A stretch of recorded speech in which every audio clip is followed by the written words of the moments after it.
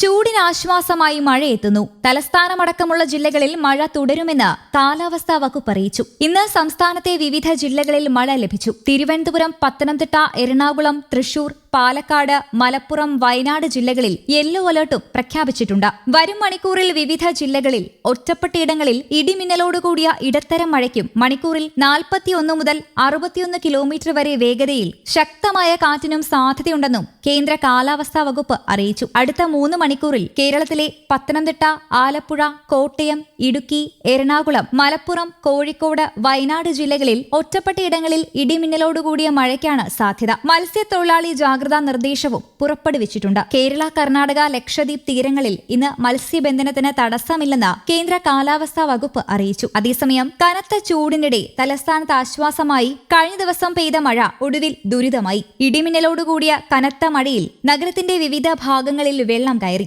സെക്രട്ടേറിയറ്റിന് മുന്നിൽ രാപ്പകൽ സമരമിരിക്കുന്ന ആശാ വർക്കർമാരും കനത്ത മഴയിൽ മുങ്ങി. ചൂടത്ത് ഒരു മഴ പെയ്തിരുന്നെങ്കിലെന്ന് പറഞ്ഞിരിക്കുമ്പോഴാണ് കഴിഞ്ഞ ദിവസം രാത്രിയോടെ തലസ്ഥാനത്ത് മഴ ആരംഭിച്ചത്. നഗരത്തിൽ താഴ്ന്ന പ്രദേശങ്ങളിൽ പലയിടത്തും വെള്ളം കയറി. തമ്പാനൂരിലും കിഴക്കേക്കോട്ടയിലും പൊറ്റക്കുഴി റോഡിലുമടക്കം നഗരത്തിന്റെ വിവിധയിടങ്ങളിലാണ് വെള്ളക്കെട്ട് രൂപപ്പെട്ടത്. സെക്രട്ടേറിയറ്റിന് മുന്നിൽ രാപ്പകൽ സമരമിരിക്കുന്ന ആശാ വർക്കർമാരും കനത്ത മഴയിൽ അകപ്പെട്ടു. പെരുമഴയിലും തളരാത്ത സമരവീര്യം അവിടെ കാണാനായി. മഴ ചൂടിന് ആശ്വാസമായെങ്കിലും ഇടിയും മിന്നലുമൊക്കെയായി ആകെപ്പാടെ ഭയാനക അന്തരീക്ഷമായിരുന്നു. വിഴിഞ്ഞം അംബേദ്കർ പാലറവിളയിൽ ഇടിമിന്നലേറ്റ് തെങ്ങിന് തീ പിടിച്ചു. ശക്തമായ കാറ്റിൽ ദേശീയപാതയിൽ കഴക്കൂട്ടത്ത് മരം ഒടിഞ്ഞു വീണെങ്കിലും ഗതാഗത തടസ്സമുണ്ടായില്ല.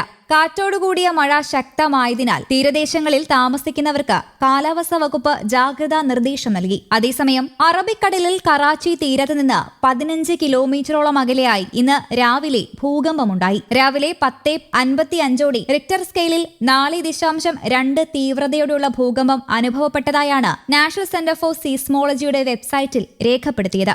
ഭൂകമ്പവുമായി ബന്ധപ്പെട്ട് സുനാമി മുന്നറിയിപ്പ് നൽകിയിട്ടില്ല. ദ്വാരകയിൽ നിന്ന് 484 കിലോമീറ്റർ അകലെയാണ് ഭൂകമ്പം ഉണ്ടായത്. തെക്കുകിഴക്കൻ ബംഗാൾ ഉൾക്കടലിന് മുകളിലായി ചക്രവാത ചുഴി സ്ഥിതി ചെയ്യുന്നു. ബംഗാൾ ഉൾക്കടലിൽ നിന്നും തെക്കൻ തമിഴ്നാട് വരെ ന്യൂനമർദ്ദ പാത്തിയും സ്ഥിതി ചെയ്യുന്നുണ്ട്. അതിനാൽ കേരളത്തിൽ അടുത്ത 5 ദിവസം ഇടിമിന്നലോടുകൂടിയ മഴയ്ക്കാണ് സാധ്യത.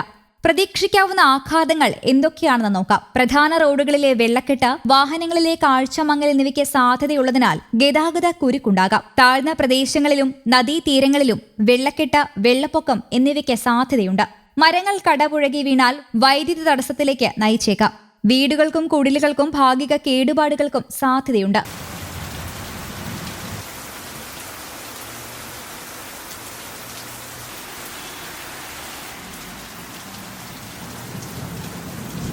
News desk, Kerala Kaumudi.